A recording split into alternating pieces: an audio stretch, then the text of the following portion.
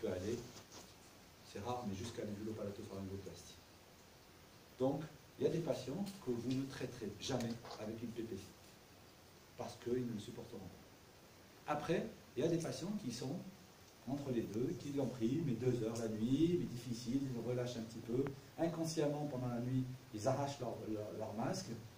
Et ces patients-là, ben, on insiste. On insiste pourquoi? Parce qu'après, ils nous remercient d'avoir insisté. Parce qu'après, c'est tellement confortable que ça vaut le coup de se battre. C'est des patients qui prennent 2 heures, après ils disent, ben, moi je veux bien, mais pendant la nuit, je ne me rends pas compte, mais en fait, je l'ai arraché. En fait, il y a quelque chose dans sa tête qui continue à refuser cette ventilation. Et moi, il m'arrive, dans certains cas, de les prendre dans le service pour 1 ou 2 nuits, les accompagner, de recommencer, mais peut-être des fois de donner juste une petite pression, de vérifier quand même qu'il n'y ait pas de souci de fuite, pas de souci de masque. Des fois, c'est surtout une affaire d'interface. Le masque est très très important dans le contexte de la ventilation, plus que l'appareil, parce que tous les appareils se ressemblent. Les appareils se ressemblent, ils n'ont jamais été comparés entre eux, ils sont tous efficaces. Par contre, les masques sont très importants. C'est pas évident de dormir avec un masque. Donc, il y a des gens qui dorment bouche ouverte. Donc, certains ont besoin d'avoir un masque facial pour pouvoir gérer les fuites. D'autres ont besoin d'un masque nasal. Les masques nasaux, par contre, ont des problèmes de crête, de lésion au niveau de la crête. Et donc, maintenant, il y a des masques Swift qui ne prennent que les narines, qu'on appelle des masques narinaires, mais malheureusement, qui ne sont adaptés que pour des pressions un peu basses. Quand vous utilisez un narinaire avec une forte pression, le souci, c'est que le patient puisse m'insupporter. L'interface est très importante dans l'observance thérapeutique d'un patient chez qui on débute une PPC. Nous, ce qu'on fait, c'est qu'on a plusieurs types de masques et on essaye, puis on voit. Si le patient n'est pas adapté, vous avez écouté, attendez, on va voir celui-là. On essaye, pendant la sieste, on essaye 1 ou 2 heures, on repasse pour voir si ça marche ou pas. On insiste les premiers moments. Mais plus il voit que vous l'accompagnez, et plus il y a des chances que l'observance se fasse. Après, si vous dites, ben non, il n'a pas accepté, on le met de côté, sincèrement, je crois que ça vaut le coup de se battre. Puis les patients qui ne supporteront, ne toléreront jamais une ventilation, en fait, on les voit au bout de la première consulte. On s'en rend compte. Il y a une espèce de refus catégorique. Et voilà. Donc, chez ceux-là, insister n'améliore pas beaucoup les choses. Quoi qu'il faille insister également pour ces patients-là. Mais on se rend compte que finalement, il y a une opposition qui est très ferme. Pour certains de principe, et d'autres parce qu'ils ont des problèmes de claustrophobie, des dépressions, d'angoisse qui empêchent la mise en place. Heureusement, il n'y a pas que la PPC. Parce que l'orthèse que je vous invite vivement à développer comme traitement, ici, on a la difficulté d'avoir des PPC par rapport au coût et par rapport à la prise en charge. L'orthèse d'avancée mandibulaire est une alternative qui est très intéressante. Il faut vraiment travailler, essayer de motiver les ORL que vous avez avec vous pour faire en sorte qu'ils puissent développer les orthèses. Elles sont maintenant, avant ils étaient adaptées, il y en a des adaptés. ResMed et autres font des orthèses d'avancée mandibulaire adaptées à la personne. C'est-à-dire que nous, on envoie les patients en ORL, ils font des empreintes, ils font la commande, et puis ResMed nous envoie, entre autres, quand je fais de la publicité, nous renvoie l'orthèse adaptée à la personne. Après, sur ce qu'il y a dans le commerce, je trouve qu'il y a des progrès de plus en plus importants vis-à-vis de ces orthèses. On a des orthèses moulées qui au début étaient standards, n'étaient pas du tout efficaces. Elles sont de plus en plus efficaces et actuellement un tout petit peu de moins en moins chères. Et ça va arriver. Après, il y a des orthèses que peuvent confectionner les dentistes. Qui peuvent aussi, à condition que ce dentiste-là aussi soit concerné par la pathologie du sommeil.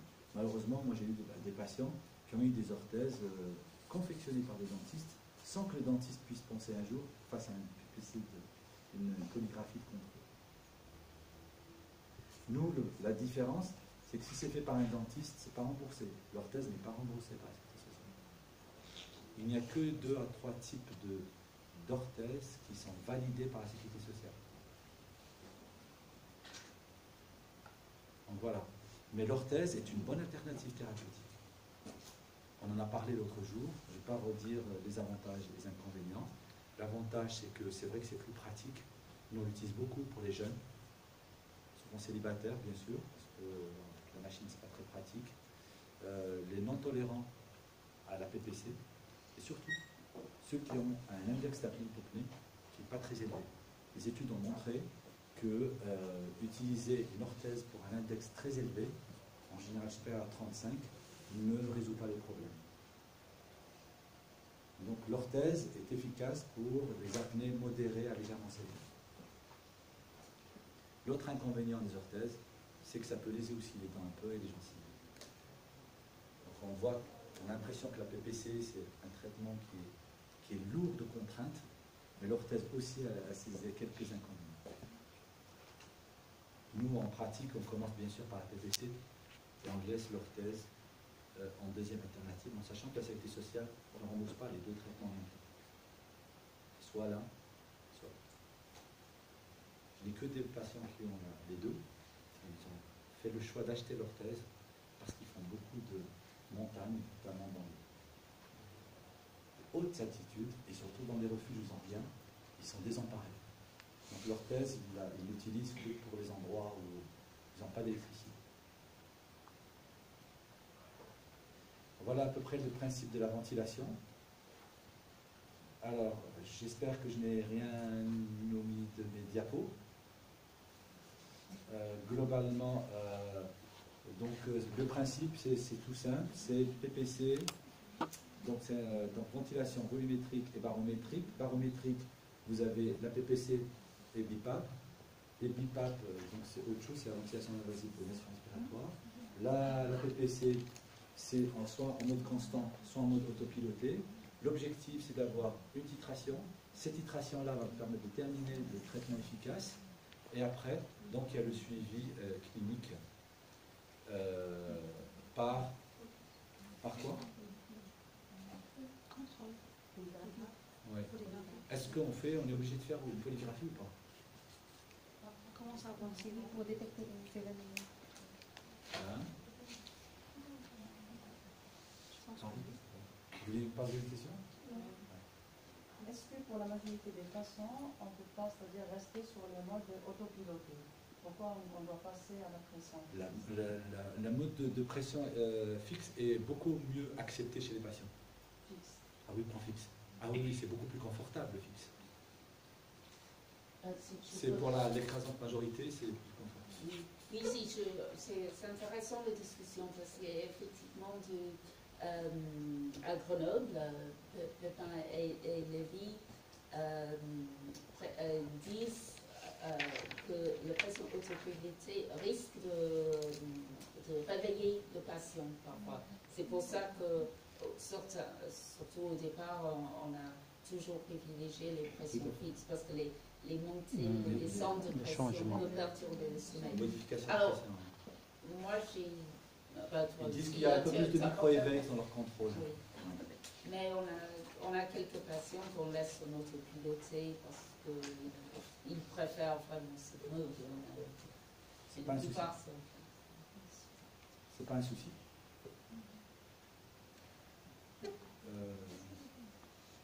Voilà. Est-ce que vous avez des questions par rapport à la ventilation?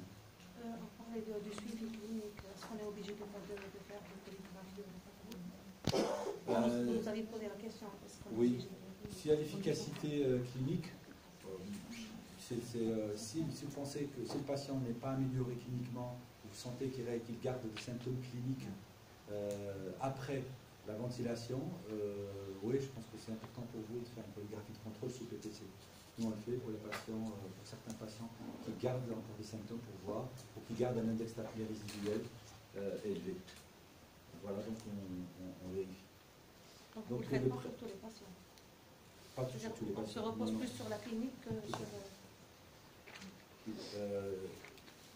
J'ai oublié de vous dire que la moyenne d'utilisation minimale est officiellement 3 heures, mais on recommande quand même que le patient puisse utiliser le traitement au moins 4 heures. L'amélioration clinique, elle est immédiate.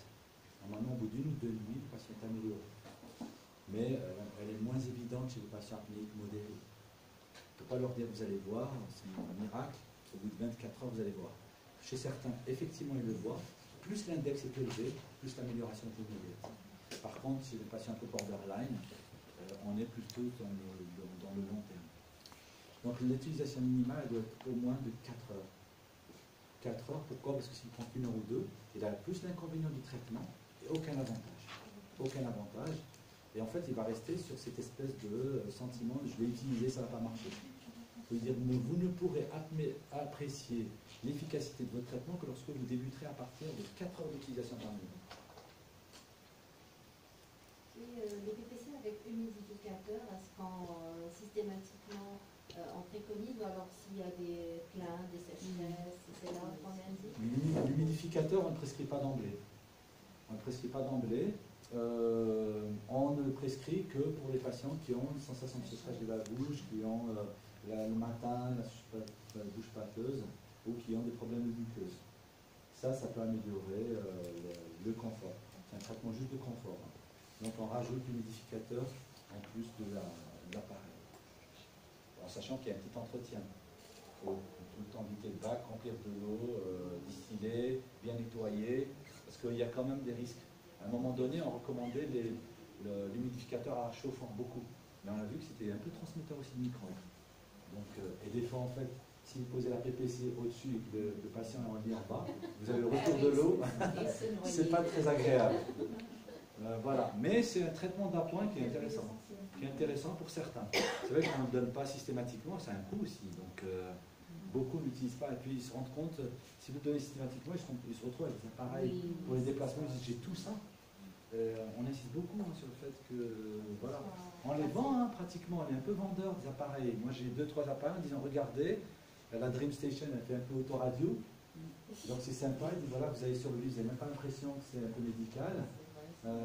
Voilà, donc c'est pas, vous déposez une grosse machine sur l'appareil, c'est aussi source un peu de séparation, de divorce, choses comme ça, il ne faut pas croire. Et le bruit, ils sont généralement pas bruyants? Maintenant, en matière de bruit, j'avais un diapo là-dessus. La moyenne, elle est entre 20 et 30 décibels. Le mobilette, elle est à 60-70. La machine à laver, entre 70 autour. Et qu'est-ce que j'avais noté? Et puis le renflement, il est entre 80 et 90 décibels. oui, le renflement. Entre la machine 20-30 et le renflement 80-90. C'est 3 fois moins bruyant que le renflement. Sauf que le renflement, le conjoint, il profite des moments d'arrêt pour dormir. Alors que là, la machine, elle est régulière. Ça a un côté un peu agaçant. Si on fait une fixation là-dessus, c'est... Non, mais c'est vrai, ils ont fait énormément de progrès. C'est Ils sont vrai. de plus en plus petits. ergonomiques. Oui. Les dernières machines sont vraiment très très bien. Moi, je me rappelle un peu de l'époque où les machines étaient comme ça. Qui n'étaient pas, on ne pouvait pas les déplacer. Donc là, maintenant, on peut voyager avec. Et une sorte, la dernière de Resmed, pourquoi je leur fais de publicité ce matin? Elle est en fait, il y en a une pour les voyages, elle est plus petite que ça. Même Celle de Bréas, Ouais. Z1. Mais en fait, c'est le patient qui doit régler. Ouais. C'est le patient qui doit payer, elle est à 1000 €, mais plus petite que ça. Mais ça intéresse certains qui se déplacent beaucoup, les hommes d'affaires, qui sont tout le temps en déplacement, ils sont preneurs. Ils sont preneurs. Donc les prix en général, ça varie entre les prix des appareils. Entre 500, 1000, 500 et 1000 €. Parce que chez nous, c'est pas remboursé par la sécurité. C'est ça, le problème. C'est bon de connaître des prix. Oui, le problème est là. Le problème est là. Par rapport à l'association d'apnée du sommeil et troubles de comportement Pardon? L'association apnée du sommeil et troubles de comportement Oui. prise en charge. Oui, il y a, vous demandez s'il y a une association. Troubles de comportement. Oui, je vais vous en parler demain matin dans les parasomnies. De toute façon, les apnées du sommeil, c'est une pathologie très fréquente et souvent un facteur aggravant dans beaucoup d'autres pathologies du sommeil. L'insomnie, les parasomnies. Oui, je vais vous en parler. Après, facteur aggravant ou associatif. C'est-à-dire que quand on fait maintenant de plus en plus d'études sur les associations SAS, dont les diabètes c'est connu, maintenant il y a des études qui sont sorties en apnée et fibrose pulmonaire. Voilà, est-ce que c'est l'un est causal de l'autre ou est-ce que c'est juste une association fortuite? Voilà, parce que quand même c'est une pathologie assez fréquente. Dans la fréquence permet et révèle des chiffres assez impressionnants d'associations. C'est exactement pour les cardiovasculaires. On ne sait pas si c'est l'infarctus qui va donner les apnées ou c'est les apnées qui vont donner l'infarctus. Quand on parle d'association de comorbidité. On ne dit pas c'est l'apnée du sommeil qui cause des problèmes cardiovasculaires. Ça, il faut faire attention. Vous dites, voilà, oui, l'association elle est connue, elle est prouvée. Mais on ne dit pas que c'est l'apnée qui donne ça. Il ne faut pas aussi aller au cas extrême de menacer le patient que s'il ne prend pas la PPC, il aura son infarctus l'an prochain. Concernant la prise en charge, s'il y a un trouble de comportement. C'est le cours de demain. Avec les parasomnies.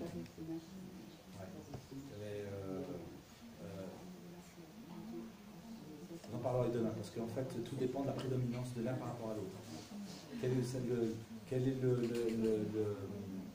Quels sont les symptômes cliniques les plus frappants. On peut passer là rapidement. L'idéal aurait été, mais peut-être on fera une prochaine formation, l'année prochaine, pour d'autres, c'est d'avoir une PPC en fait pour chaque groupe, c'est ça. L'intérêt aurait été là, c'est que dans chaque petit groupe, on ait un appareil comme ça, que vous puissiez un petit peu le manipuler, et que nous on passe, et qu'on explique, et qu'on fasse un petit peu une simulation de mise en place de ventilation. Donc, on va brancher, vous pouvez vous rapprocher maintenant, si vous voulez. On va brancher juste la... D'accord. service عندهم un cabinet, c'est tout, je pense, c'est tout. Les polygraphes sont tous efficaces les uns que les autres. Donc ils sont en train de changer des polygraphes et ils mettent des choses un peu plus pratiques. C'est tout. C'est des choses un peu plus pratiques. Ils disent, ah ben on a trouvé quelque chose. Et vous voyez, au lieu de mettre des électrodes, vous en mettez qu'une au lieu d'en mettre 3. Mais ils n'ont pas été comparés entre eux. Moi, pendant des années, j'ai utilisé par exemple celui-là, l'Ambleta. Moi, je trouve que c'est vraiment la 404. C'est indétrônable, indestructible. C'était l'un des premiers polygraphes, l'Ambleta. Après, ils ont sorti un Ambleta Gold, mais qui est moins bien que celui-là. Il a duré 2 ans, alors que celui-là, c'est pour commencer, moi je trouve que c'est pas mal. Il est assez facile à faire. Et d'occasion, vous pouvez en trouver vraiment pas cher. Vraiment pas cher. Moi je pense que pour commencer une activité, il ne faut pas aller sur des appareils qui vont vous coûter cher. Surtout que ce qui va coûter cher, c'est pas non seulement l'appareil, mais les consommables. Les consommables. Alors que sur les anciens appareils, vous pouvez un petit peu jouer sur les sites où on revend les appareils, où on revend les consommables. Et ça peut être plus pratique. Moi, je conseillerais plutôt de commencer par un appareil, si jamais, voilà, commencer par un appareil. Et après, vous pouvez juger avec le temps lequel profil de polygraphe ou de polysomnographe va vous convenir. Donc après, c'est à chacun. Moi, je parle d'une expérience un peu personnelle, bien sûr, mais vous pouvez avoir un avis un peu différent de la part de quelqu'un d'autre. Donc le principe du polygraphe est assez simple en fait. Hein. Donc c'est simplement en fait de mettre en place l'appareil et quand on met en place l'appareil, c'est-à-dire au début on branche l'appareil sur l'ordinateur, quand on a fini de brancher l'appareil sur l'ordinateur... fonctionnel ici si vous voulez... Oui, voilà, donc... Déjà on va télécharger. Il a déjà utilisé hein? اللي عنده دكتور سيرفيس أمبليتا. Ouais. Alors la fiche. Voilà. Elle est là. Voilà, en fait, c'est assez simple à faire.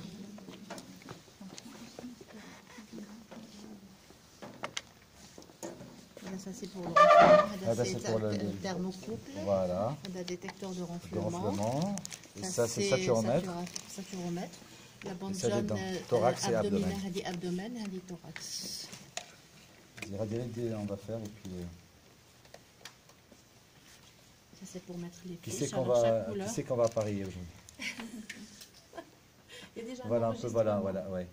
Donc là, donc le principe est très simple. Moi, je trouve que il est vraiment pas compliqué. Le premier but, c'est de brancher l'appareil à l'ordinateur pour entrer les données, nom, prénom, âge du patient. Voilà. Taille et poids. Voilà, taille et poids. Après, l'ordinateur, il va valider.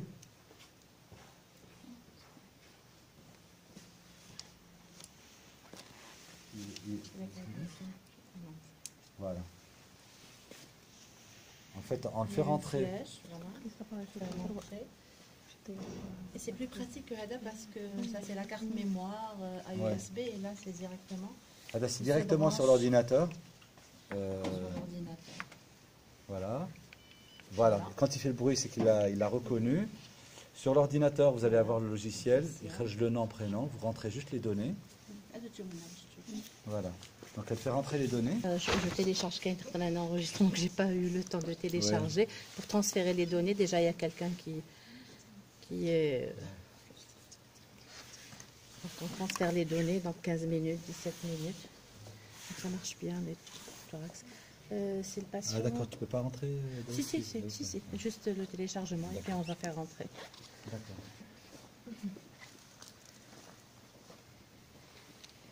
C'est le patient de Asma, Sophie. Ça marche, le thorax abdomen. C'est bon. Ça, c'est une suspicion de trouble du comportement, de parasomnie. C'est quelqu'un qui ils ont suspecté aussi des paralysies du sommeil. Je ne sais pas. Mais sa femme décrit... C'est un polysome, non? c'est sûr, non, Vidéo, c'est sûr. vidéo Mais et juste, tout. on va chercher s'il n'y a pas d'apnée associée. Il faudra peut-être l'enregistrer avec C'est sûr. Caméra et tout ça. La polygraphie, elle va vous. L'objectif, il est dans le respiratoire. Si vous êtes sûr qu'il fait l'apnée.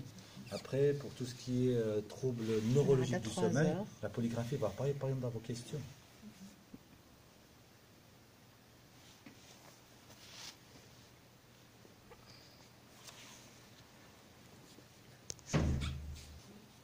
Pour les patients. Après c'est un peu aussi les consommables. Après, c'est un peu les consommables. Peut-être on va le laisser, on va un peu réouvrir. C'est pour ça que si on part sur un appareil un peu d'occasion, tout est moins cher. Je peux faire un commentaire, peut-être une question de temps. Oui, Quand ça va nous baisser. avons commencé les CIPAP il y a très longtemps, Elles en étaient. Belgique, c'était pas remboursé. Moi, je me souviens de patients qui sont décédés et on avait fait un diagnostic d'apnée, ils ne pouvaient pas s'acheter la PPC. Et C'est voilà. ce qui se passe ici. C'était il n'y a Donc, pas c'est très une question longtemps. de temps. Oui, c'était il n'y a C'est pas très vraiment, longtemps. Maintenant, vous allez avoir un diplôme de médecine du sommeil, d'informer les autorités des risques aussi, et alors on obtient. Mais Il faut des lobbies aussi. Oui, il faut un lobby aussi. Donc, il est constitué par les spécialistes. voilà, c'est ça. Par les spécialistes.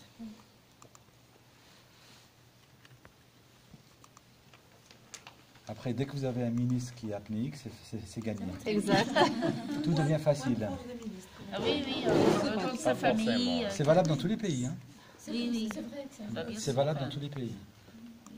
Oui, tu as raison. Hein. En cardiologie, à Paris, ils ont beaucoup d'avantages parce qu'il y a plein de médecins qui ont sauvé des ministres et des députés parisiens et du coup les moyens suivent derrière.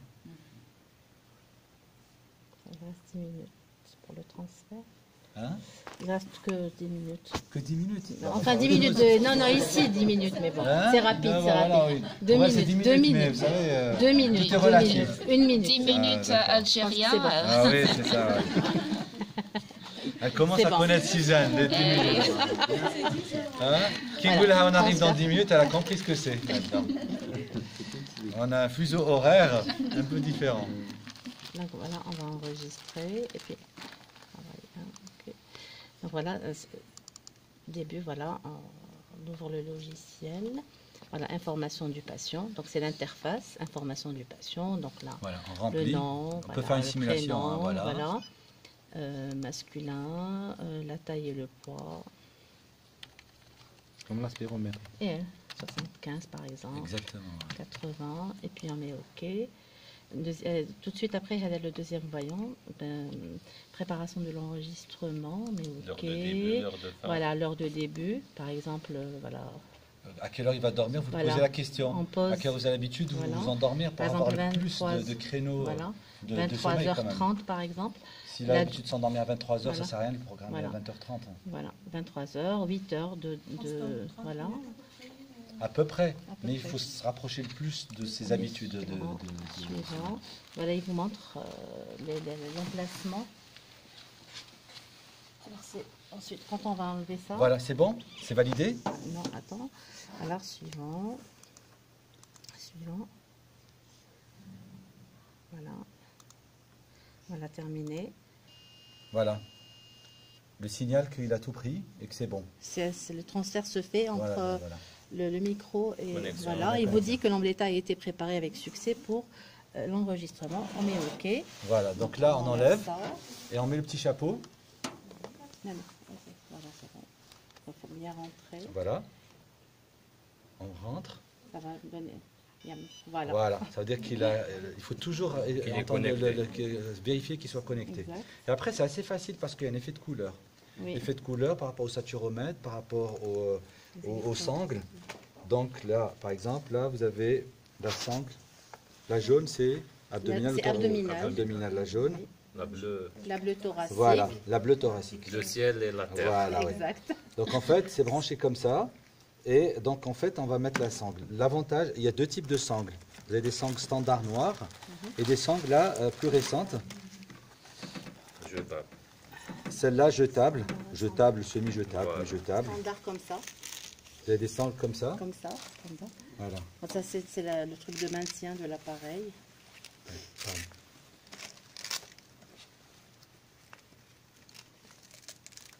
Voilà, donc en fait, c'est assez simple parce que ça permet.